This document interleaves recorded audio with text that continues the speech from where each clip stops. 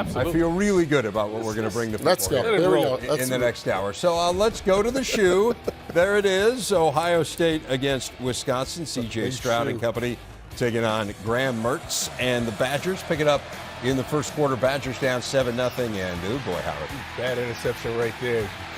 Miscommunication, clearly. The wide receiver ran the out route. Looks like Mertz was expecting him to just run and stop. Tanner McAllister picking it off, so the Buckeyes get the ball on the Badgers 16, and it took them all of one play. Really, 2 plays, I guess. Not long. Stroud to Cade Stover for the touchdown. Buckeyes on top 14-0. And there would be more where that came from. Later in the first, deja vu all over again. It's Stroud, it's Stover, it is another touchdown. It is a 21-0 Buckeyes lead. Second quarter, Mayan Williams, second touchdown of the game, first multi-TD game of his career, 28-zip. Badgers trying to bounce back. It's Mertz to Skylar Bell, deep into Ohio State territory, and from there, Mertz sneaks it in. Still 31-7 at the break. Consider Wisconsin had given up more than 21 points in the first half under Paul Chryst. They give up 31 in the first half here, and there was more where that came from. It's Stroud, it's Julian Fleming. Beauty there, Jerry. Absolutely. I mean, Fleming didn't even break stride. That ball was placed perfectly by CJ. Stroud, 17-27, 5 touchdown passes, hits Emeka Ibuka there as the Buckeyes roll 52-21. Here's Brooke Fletcher with the winners. CJ, 52 points from this offense here tonight. What allowed you guys to come out in such dominant form? Yeah, first and foremost, I want to give all glory and praise to God. I mean, I wouldn't be in this position without him at this blessed university, so just got to do that. But, yeah, like you said, we came out on fire. That was a goal of ours to start early, make sure that we were consistent. And I think that we fell off a little bit, but it was good adversity, so we just kept fighting, kept pushing. And, I mean, we put 52 points up, so that's a good day. I thought the interception was huge, and we ended up with the ball first. We went down and scored. That was good. That got us some energy, but I thought the interception really got us going. And then, we played well in the first half. We came out to a fast start. I thought the defense got a big stop at the end of the first half, and we came out and played really well on defense in that third quarter, which kind of separated ourselves in this game. So another step in the right direction. A lot to work on, but good night for the Buckeyes. It was a good night indeed. I mean, Wisconsin got a couple late touchdowns, but it was 45-7 after 3 quarters. I mean, this game was an absolute complete rout. Ohio State's so impressive offensively. I mean, this is an outstanding defense. Wisconsin, this is 6 of the last 7 years. They finished in the top 10 of the nation in scoring D, and Ohio State just shredded them. They just overwhelm you at the beginning of the game. The time you get your bearings and try to settle everything down on your side of the field, you're behind 2 or 3 scores. I don't think we thought this was going to be one of Wisconsin's better teams after the bus tour. I mean, we thought it would be a good team. And for me, I don't know that I thought Ohio State would be this good this early. So for me, the gap is much wider than I thought it would be. I think one of the things we saw today from this offense is a lot of misdirection, right? He'd get the overflow of those linebackers really playing hard, and then all of a sudden you'd see a boot come out the backside, and they were able to make some plays there at the tight end position. And that's another position we hadn't really seen all that involved in this offense. Now, there's a lot to teams. When you study this Ohio State offense, there's a lot you have to be concerned about. It's just not about the vertical passing game. You've got a running game to be concerned with, the tight end position, and they can just overwhelm you with the wide receiver group. So there's so much there that you really have to try to figure out, what do you try to slow down first? I know most people try to slow down the run, but you can't get that done because of the massive offensive line. They're 200-yard rushers. Wisconsin had 0 tackles for loss. Which is something you don't see, right? And you talk about a team that runs the 30 front. We talk about this a lot. You don't get an opportunity to see that 3-man front, 4 linebackers. You don't know who's coming, and that's why they're able to be so disruptive in the backfield. But Ohio State didn't have that issue tonight. They were able to continue to move forward and control the line of scrimmage. It's also a fun team and a team that has a lot of energy. It looks like they enjoy playing. Of course, they're playing at a high level, but, they encourage one another. I mean, it's not – they don't think they're a bunch of pros. I mean, there's a real energy to this team. 26 straight conference home wins as the longest streak in Big Ten history as they continue to extend that. What do you make of Wisconsin? I know you did say when we came off the bus tour you weren't convinced this was a great team. They were the team that was overwhelmingly picked to win the West in the preseason media poll. What do you make of where the Badgers are right now at 2-2? Well, I don't think they're as good defensively as they have been. I mean, they're running the same scheme, but, they lost those linebackers last year that really could just take over a game. They're in transition on offense, right? Paul's no longer calling the plays. Bobby Ingram's calling the plays. He's trying to do some different things. I think it's a team that's in between the next best Wisconsin team, however they build it. But I didn't expect them to be a really good team. Well, I think they're a really good team, but this didn't surprise me tonight. Yeah, I think this is one of the first times we've seen them have to replace so many linebackers and not be able to do it as far as the production is concerned, because they've been able to do that in the past. But I just think there's so much uncertainty on the offensive side of the football field. Where do you hang your hat? You want to run the ball, you want to control that, but you're not able to when you're forced to throw it. And then you don't see that the quarterback is playing at, I think, a high enough level to really keep people off of you as far as the run game is concerned. And the more we see the West, the more Minnesota keeps coming to mind, right? I mean, they're separating themselves from Purdue and Wisconsin, who I think those three were the ones that we thought could contend. And maybe most. Iowa. And maybe Iowa, yeah. Right. But because they do several things good. They run the ball well. Right. They throw the ball well. And they play good defense and special teams. We'll get to Minnesota in a bit, but the Badgers still haven't won in Columbus since 2004. Not that there's great shame in that. Not many people win in Columbus, but again, a convincing win for Ohio State. So that's the highest ranked team in the Big Ten, but what about the defending Big Ten champions, the Michigan Wolverines? J.J. McCarthy, serene. He's in mood there. Before the game. Pick it up in the first quarter. And JJ paid off. It's Luke Schoonmaker there for the touchdown, 10-yarder.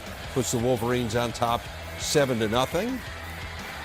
Maryland able to fight back, though. Antoine Littleton with the touchdown run, his 5th straight game with a TD. Longest streak since 2007 for the Terps. And then C.J. Stokes don't do that. Fumbles it away. Would lead to a Terp field goal. So Maryland goes on top in this game, 13-10, and assumed the position. Not good, but with the Terps trying to build on that lead, Leah Tungabailoa is picked off by DJ Turner. Costly interception there.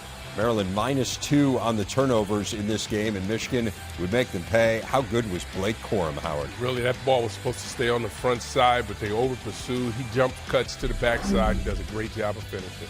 Wolverines up 17-13 at the half. J.J. McCarthy, Roman Wilson. Touchdown there. McCarthy throwing for 220 yards and 2 scores. Did not throw a pick, 24-13. Tungabailoa to Ty Felton wide open. 2-point conversion failed, so they are down 5. And then Tungabailoa, his second big mistake. Beautiful interception. R.J. Moten. And from there, Corum makes him pay. 30 carries, 243 yards. That is the most for a Michigan running back since Tim Biakabatuka in 1995. Wolverines win it 34-27. Here's Jenny Taft with the winners. Blake Corum, the reason we're talking to you as well, you had a career day. Talk to right here. This guy was a stud today. What a game, great job. Tell me about this guy, what he brings to the team. He's the consummate worker, team guy all the way. I mean, this guy's got a big heart and broad shoulders. Yes, he does in so many ways. Coach, thank you. I knew he wanted to give you all of that praise, and you deserve it, Blake. I mean, incredible. You worked so hard in the offseason. I know you put on weight, but you came in with something to prove today. What did you leave out there? I left it all out there. I just love this game, man. I love this team. I love this block M, and I love my guys, man. I just came out here to play for them. They played for me, and we got the job done. We had some things to fix, but it was a great game against a great team. I just do it for the people that can't do it. Earlier this week, Aiden Hudson shouted him out. I played for him too. I sent him a video earlier this week, and I do it for the people that can't do it, because they would love to be in my spot. So why not give it my all? So I just love this game. I don't take advantage of nothing. It was a great team win.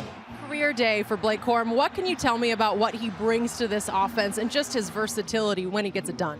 I mean, he's one of the most dynamic players in college football. He's got an insane vision. I mean, everyone bashes him for how small he is, but he sees things that everyone else doesn't see.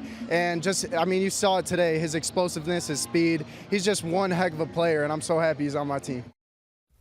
Pretty good balance for Michigan, over 220 yards rushing and passing. Look, this game was nip and tuck throughout. I mean, Maryland played them really tight. We'll talk about the Terps in a moment. Ultimately, Corum just kind of took this team on his shoulders. He really did an outstanding job and really setting up a lot of those blocks by that offensive line. We thought this was a really good offensive line. Joe Moore award winners last year. This offensive line this year could be better, and Corum has taken full advantage of it. But the other part of his game that really stood out to me was his ability to play without the ball. What do I mean by that? Being able to pick up the blitz, being able to help out and block, carrying out his space. He just has he's total package when it comes to being a team guy. And that $1 million smile he flashes, that's great. The 30 carries is extraordinary. It is. I mean, to me, that's as impressive as the total yards. So we came into the game saying Michigan hadn't played anybody, not through any fault of their own, and how good were they? I think we come out of it, and I think we say they can be really good, but the build starts all over again. In other words, they've seen mistakes today that they didn't see in the first 3 games. So they almost reset themselves. And I say this in a real positive way, because if you reset based on today's game and you think you can improve, you can be as good as last year's team. So 3-0, this game is more valuable to them than all the experiences of those first 3 games. 51st win in their last 55 conference openers. What do we make of Maryland? I think we came into this thinking this was an improved team, wondering whether or not they had what it took to hang with Michigan, and they did hang with them really throughout this game. Certainly for 3 quarters hung with them. What do you take from it if you're Mike Loxley's crew? That I took the 4th-ranked team in the country right down to the wire, and if I didn't fumble the first opening kickoff, Yeah, we didn't show that, but they literally it would have been a fumbled the tie. opening kick. It would have been a tie because that literally Michigan had scored a touchdown on one play. I'd be totally enthusiastic. Now, sometimes when you lose a game, you have to be careful the way you couch it because it's not acceptable. It's not what you went for, and you're not settling for a loss. But there's so much positives that Maryland, since Mike Loxley has been there, we haven't seen anything like this. I saw Talia make some plays today that he hadn't made before, particularly in the running game. Normally, he's always scrambling. He's looking to throw vertically down the field when he scrambles. Today, he was still scrambling and looking to go down the field, but he pulled the ball down and got a first down. I mean, he was adding something to that game. And to me, as long as this team can continue at this pace, continue to get better, correct some of the mistakes that they had, because there were mistakes there. And that's probably the frustrating part when they flew back to Maryland, that we made mistakes. We had the team. They were on the ropes. They just couldn't finish. And I thought Leah hung in the pocket longer. I thought earlier in the year he took off a little bit too soon. I thought he was much better in the pocket today. Still have not beaten a ranked conference foe as a Big Ten member. They have now lost 35 straight conference games against ranked teams. That's the 2nd longest streak in the country. I feel like that might be ending soon. Yeah. This feels like a football team. Yeah, it does feel like a team that's good enough to put a halt to that. Jay Fleck and Minnesota trying to end a 5-game skid against Michigan State. Pick it up in the first quarter, and Mo Ibrahim just being Mo Ibrahim. Jeez. Exactly what he does. Takes it to the 33-yard line, 21 yards on that carry for Mo. And later in the drive, little history. His program record, 41st career rushing touchdown. He passes the great Darrell Thompson, and the Gophers on top 7-0. Later in the first, it's Tanner Morgan. He had a heck of a day through the air. How about 23 of 26? Daniel Jackson, it's a heck of a catch right there. Morgan's got to get better. I don't know. Extended to 14-0. Later in the second, Peyton Thorne. How about this pick by Justin Wally? Wow. Really good job of just reading quarterback's eyes and sinking under the route. Gophers up 17-0, and then Thorne, it was a rough day for him. He committed 3 turnovers, and this one really, it seemed like Michigan State could get some momentum. Guys that fumble right down there on the goal line. It kind of seemed like that was it. Yeah, there's no doubt. I mean, Mo said we're going to go down and we're going to score in the first drive. And they were on their way. It was pretty darn close. Yeah. Ibrahim, we get one of these every game. I love this. That's one of the best plays they have. What do you call that? The rugby scrum. 13th straight 100-yard game. That is a school record. It's the longest current streak in the FBS, and it ties Sean Green for the second longest streak this century in the Big Ten. And then how about that catch? Nick Callerup, first career touchdown grab, 24-0. And then Thorne, Danny Strigo. Another huge defensive play for the Gophers. And Thorne really frustrating. You can't blame him. Morgan hits Daniel Jackson here. His second TD. Minnesota stays perfect in emphatic fashion. 34-7. Rick Pizzo with the winners. Tanner, even with Crab out, you guys dominate through the air. You completed passes to 10 different receivers. How impressed were you with what that receiver room provided today? Yeah, I mean, I think so many guys were ready to step up, just as they've been making plays all year. And, obviously we miss Crab, and he's a huge leader for our team, but it was just an opportunity for more guys to go out there and make plays. And it was awesome to see guys just go out there, play confident, freely, and go make plays, really. I'm sure you guys didn't expect this kind of score at the end of the day, but there were questions because of your first three opponents. Did you guys hear any of that, and do you feel like you answered any? Man, I mean, we really focus about us. We don't listen to what other people are going to say about us. We focus on 1 week at a time, 1 week championship season, and being at our best every Saturday, and that's what really matters. Tanner had the same number of touchdown passes as incompletions. Mo goes over 100 for a 13th straight game. What's it like to coach those guys at this point in their respective careers? Well, bad teams, nobody leads. Average teams, coaches lead. Elite teams, players lead. It's a player-led team. The sky's the limit for them. We were 1-0 against Michigan State. It was good enough for this particular week. We've got a lot of things we can do better, and they know that. That's what's so fun about coaching this team, is they understand they can keep getting better and growing, and they come back to work every single day just ready to roll. There's a lot of disappointed guys, and guys it's really bothering those guys in there. I've been in a situation where it didn't bother guys. Where you could tell like right away after the game, guys were like on their phones, maybe laughing and joking in the locker room, like in the shower, not paying attention to when the coaches are talking to them. I don't see any of that with these guys.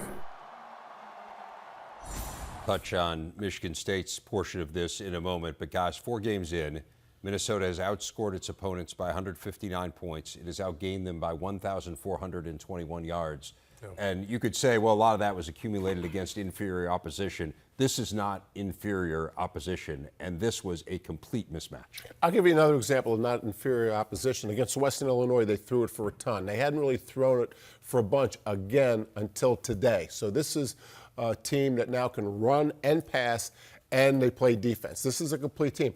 I would put this team with Ohio State as far as execution this well this early in the season. Yeah, I think you're right. So when you start comparing them in that level, you're talking about Ohio State, Michigan, Minnesota. Those are the best teams right now that are playing as a complete team in the Big Ten Conference right now. Penn State, I would slot them number 4 at this particular point, but still, they have done some tremendous things. Well, I know we'll get to them, but this Minnesota team, what they're doing defensively, when they need to get stops, they're coming up with stops. They give up some yards, but when they need stops, they get them. Offensively, they can throw it, run it. They're getting it done. This is really an impressive team. Physical up front as well. And again, we talked this morning, Minnesota's defense has taken less snaps than anybody else in the conference because of the time of possession on the offense. So when you talk about complementary football, they're an example. Time of possession in this game was absurd. It was more than 42 minutes for Minnesota. Michigan State just couldn't get off the field on defense, Howard, and they couldn't stay on the field on offense. And that's part of the problem. You look at third down situations, they've got to find a way to be able to stay on the field, to possess the ball and move it up and down the field. We watched that last drive coming out, and we talked about that coming out at halftime, that they felt they needed to go down and score. And they were in position to do that, but they fumbled the ball at the end, and that was costly for them. Kenneth Walker is the biggest difference from last year's team. You look at Peyton Thorne, he's playing about the same way. I mean, he turned it over 3 times today. He doesn't usually do that. Their offensive line, I don't know that there's much difference from last year to this year. I don't think there's much difference in their defense. I think that Kenneth Walker made that much difference because he allowed Mel to play and call the game the way he wanted. He could be a downhill runner and complement it with a good defense. Oh, they couldn't run it at all on this Correct. day. 38 rushing yards. They're 2-8 now under Mel Tucker, when they rush for fewer than 100 yards in a game. And again, this is their largest home loss ever to the Gophers. As we move it along, we were talking about Penn State. Why not show Penn State, Howard? Yeah. We should. Yeah, that's just kind of the way it all fits together. I like that. Taking on Central Michigan midway in the first quarter. Zakiya Wheatley had an interception last week. It's another one there. And that sets up Sean Clifford and that offense, and it does not take him long to cash in. Clifford hitting Brenton Strange here. Clifford threw for 3 touchdowns. He has 8 touchdown passes and just 1 pick on the year. Later in the second quarter, Central Michigan's pretty good. Central Michigan team definitely hung around in the first half, I should say. Daniel Richardson there to Joel Wilson to tie it at 14. Katron Allen, the other freshman back. Nifty run here, Howard. Yeah, getting everybody going again. Getting the linebackers over pursuit, putting the foot in the ground and accelerating through the hole. At 111 rushing yards, and then it's Clifford to Strange again. Penn State wins at 33-14. Former Nittany Lion Matt McGloin got the post-game reaction. Nick Singleton a week ago, Katron Allen today. I mean, how special has it been to watch these two develop in such a short time? Yeah, we're pleased with those 2 young backs, very talented, doing some really good things. We like the room as a whole. I still think there's a lot of area for improvement. We got to work on that this week, but in general, obviously they're doing good things. This defense has been tested early and often this year, and they've responded every single time. 4 turnovers today. How special can that group be moving forward? Yeah, we're protecting the ball on offense. We're creating turnovers on defense. As you know, that's a recipe for success. Got to be better on 3rd and long. That showed up the last couple of weeks. But overall, I've been very pleased with our ability to attack the football. Katron Allen over 100 yards today. Sean, how has this run game helped your game over the past few weeks? It's significant. I mean, just that balance in the run game, pass game. You know, we got a lot to improve on. I think it was evident today. We just got some things we got to do better. But proud of our guys. Proud we got the win. Proud that the young guys stepped up and made plays. Guys, pretty good win. Central Michigan certainly wasn't bad. They hung around with them. But plus, you think about the emotion of last week, going to Auburn, everyone patting you on the back on campus. This is probably a tough game to turn around and play, and they were ready to go. Yeah, no doubt. No one's played the schedule like Penn State. And, you know, I give the coaching staff a lot of credit for this. James said on the way off the field, you know, we have to run the ball better the second half. And they came out, they ran for 52 yards the first half, over 100 yards the second half. 14 points for Central Michigan the first half, shut them out the second half. I think the credit goes to the players, but a lot of credit goes for the coaches. They made those adjustments at halftime. I think what's really impressive about this team is particularly the team speed on the defensive side, but the number of passes defensed in a game is really outstanding. 13 today. These guys are making a lot of plays on the back end. We knew that secondary would be good when we saw them in camp. I don't know that we knew the run game would be this good. They have rushed for 11 touchdowns now in 4 games. That equals their total from all of last season. Or the entire defense. I didn't know the defense as a group was going to be this good. No doubt. Yeah. Iowa and Rutgers. Evan Simon getting the start for the Scarlet Knights. They've been very banged up at quarterback, but Simon healthy. And Simon facing a really good defense. That could be a problem. How about Cooper DeJean? That was unbelievable interception. And then, for good measure, he's going to house it. Why is he going to do that? He's going to score. And that was well done. That was a heck of a play. It's a heck of a play. Big hit there by Lucas Van Ness as well. Was a heck of a play. Defensive touchdown. Imagine that. Evan Simon, Joshua Youngblood. And loose ball, Kayvon Merriweather bringing it back. A second defensive touchdown for the Hawkeyes. This is the 5th time in the last 10 seasons they've had multiple defensive touchdowns in a game. That is tied for the most in the nation. Got one offensively there as well. There you go. LaShawn Williams, part of a 9-play, 75-yard drive, up 24-3, and then more D. How about Merriweather? Man, he had a big game. Career day, it might say. Able to bring this one back for the score, but the damage has been done. 27-10. Iowa 3-0 all time against the Scarlet Knights. Hannah Mears with the winners. Coach, you said earlier this week you can't be good in the conference unless you win on the road. You were able to do that today, no matter how it looked. How do you evaluate this one on the road? Well, it looked pretty good to me. I know that. We walked into a tough environment against a team that's really improved. So I'm really pleased to get the win. Obviously, the defense got us going. It's kind of a weird game in some ways, but happy.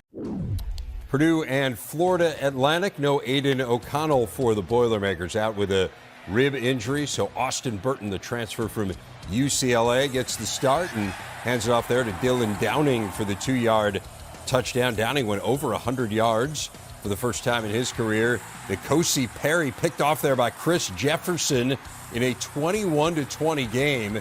And Jefferson brings it back 55 yards, so puts Purdue in some good field position. Now on a 2nd and goal, it's Burton. How about that catch? TJ Sheffield hauling it in, tapping the toes, and Purdue up 28-20. Perry out to LeJonte Wester. Pulls FAU to within 2. Wester was great. He had 3 touchdowns. Here they try to have him throw, though, for the 2-point conversion. That did not go quite as well. Cam Allen, the interception, and Purdue gets the win, 28-26. Austin, you get your first win as a starter for Purdue. Offensively, you were able to throw for 3 touchdowns. What was giving you success down the field? I think we just had great preparation going into this game. You know, throughout the whole week of practice, we just focused on taking it one play at a time and just focusing on the small stuff. And then by the time we got to game time, we were just ready to play. So, Coach, you've had so many close games this season. Your defense gets it done in this one. What impressed you most about that final drive defensively? Well, they hung in there. That's one of the better things we've done is we played to the end. They show fight. They want to win. That's the positives. The negatives is we're not a very good football team right now. Way too many mistakes, and we got a tough schedule coming up. So we got to get a whole lot better. You made mistakes tonight. You've had a lot of injuries as well, including quarterback Aiden O'Connell, but Austin Burton comes in and gets this win. What impressed you most about his play? Well, I'm proud of Austin. He really played hard, and he hung in there and made some really good plays at time. Made a couple mistakes, but you know what? He's put in his time. He did a really good job. I think it'll help him get better, and we needed him today. Megan McEwen getting the post-game reaction there. You can tell, obviously, Jeff Brom not thrilled with his team. But, hey, a win is a win, particularly after what happened to them last week, particularly given that you're with your backup quarterback. Yeah, no doubt. I mean, Burton plays well, less penalties. Defense is in the same situation that it lost against Purdue and lost against Penn State, rather, and lost against Syracuse. Those are the positives. He'll rebound. We got to get Jeff back. Got to stop at the end, which was important, and also rush for 188 yards is significant for a team that really struggles to run the ball. They had more rushing yards than passing yards. First time they've done that in 46 games. Not a typical Jeff Brom era Purdue win, but again, it's a win. And after what happened last week, got to be delighted to get one. They are now 2-2. Northwestern taking on Miami of Ohio. Speaking of last week, remember they lost to Southern Illinois and didn't get much better on this day. Cam Porter did give them the lead in the fourth quarter, 14-7, but Miami ran 66 yards a few plays later, and Avion Smith takes it in to tie it up at 14. 26 seconds to go in the game. They tried out Graham Nicholson, who had missed one earlier and had another one blocked. He doesn't miss this one. 17-14, right down Broadway. And Miami on top. One last chance for the Cats. Ryan Helinski hitting Malik Washington, but he coughs it up, and there goes the game. 17-14. Pat Fitzgerald's team now 1-3. In our building now, we've kind of had the same recipe now for 3 straight games with not winning the turnover battle, a mistake here or there defensively that gives up an explosive play. And then obviously today, giving them a short field, our defense did a really good job bowing up a handful of times. But, again, credit Miami. They played well. They deserved it. They earned it. We've beaten ourselves 3 straight games, and that's ultimately my responsibility. And I got to get these guys to be confident on Saturday because obviously that's what's not happening. Is not for Miami. Its first road non-conference win since 2005. It ends a 37-game skid that was the second longest in FBS football. They're playing a backup quarterback. I mean, this is just the kind of game you have to win. You have to win. Defense did play better until the 66-yard run. Offense didn't score enough points. I think the things that would bother me the most is I've had more talent than the last 2 teams that I lost to. Special teams is a little bit of an issue as well, right? You got to be able to shore up special teams. That's a part of the game that you cannot afford to lose. That's an area where you have to count on your special teams being able to win games. They had 2 punts blocked. They had one blocked and one that was altered. Yeah. Mm-hmm. Yeah, it was ugly. 9 losses in their last 10 games now for Northwestern. The only win in that stretch was the win in Ireland. So they haven't won a game in the United States in a 10-game stretch. The win put it that way. over Nebraska. Well, I would like to provide context. You're a global thing.